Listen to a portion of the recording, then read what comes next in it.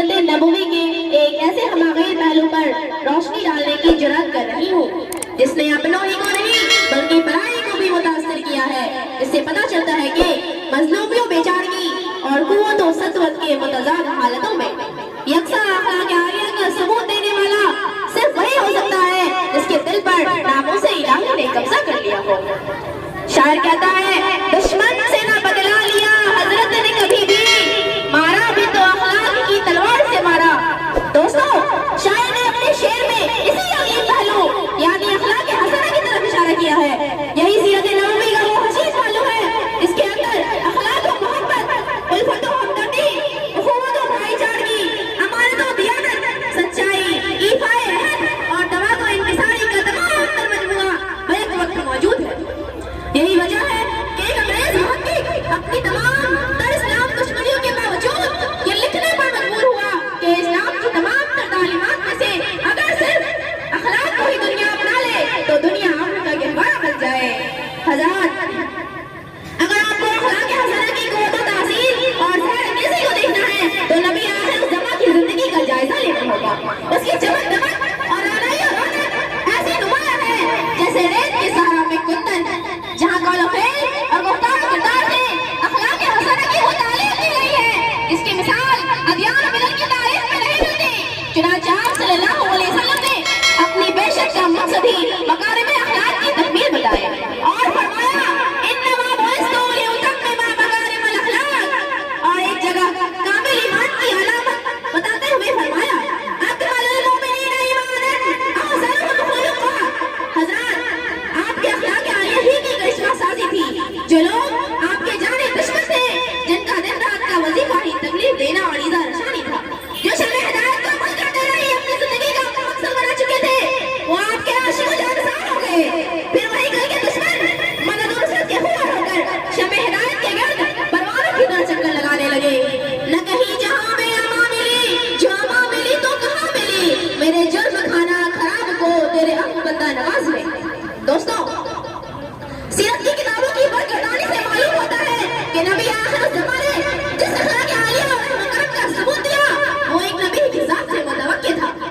ज़्यादा दूर जाने की ज़रूरत नहीं है, सफ़र ताइफ को हालात की झलकों से देखिए, जहाँ खुदा का आखिरी नबी बेबस और मजबूर होकर दावत दीन हक की खातिर बड़ी उम्मीदों और आरज़ुओं के साथ ताइफ पहुँचता है और वहाँ के 3 बड़े-बड़े सरदारों से बातचीत करता है। मगर वो खुदा के दीन के दुश्मन आपकी बात क्या मानते, आपके दुश्मन हो गए और बास किस्म के लड़कों को उनके पीछे लगा दिया, जिन्होंने आप पर इस कदर पत्थर बरसाए कि कदम मुबारक लहूलुहान हो गया और जूतियां खून से भर गई। हफीज जालंधरी ने इस दर्दनाक वाक़ये की तशवीश-कशी को इस शेर में यूं की है, बहे अम्मो दर अम्मो पत्थर नहीं के दीवाने, लगे बारान संग उसने अदालत पर बरसाने।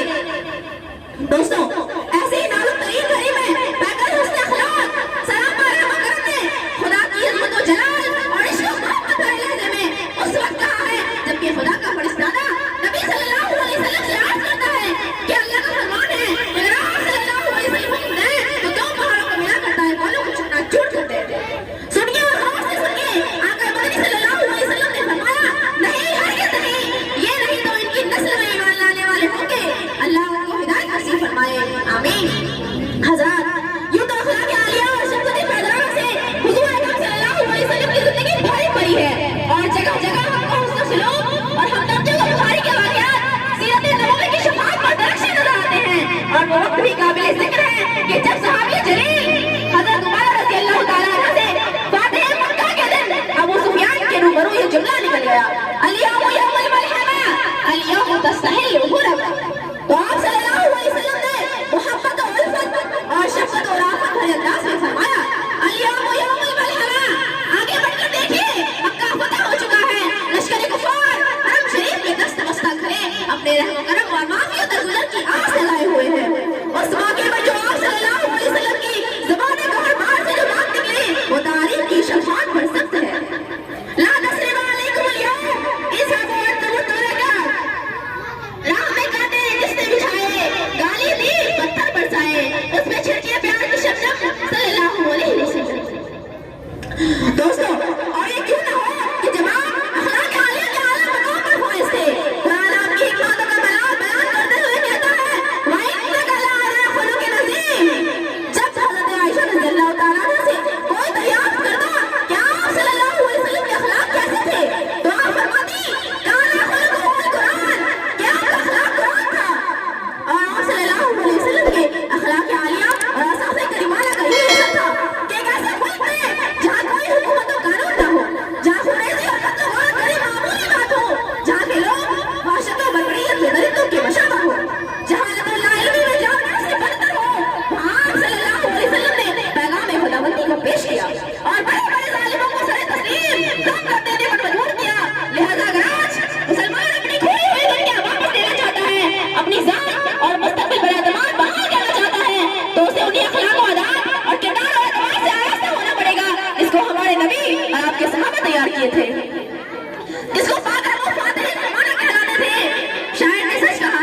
میری خودی میں اگر انقلاب ہو پیدا تو عجب نہیں کہ 400 بدل جائے.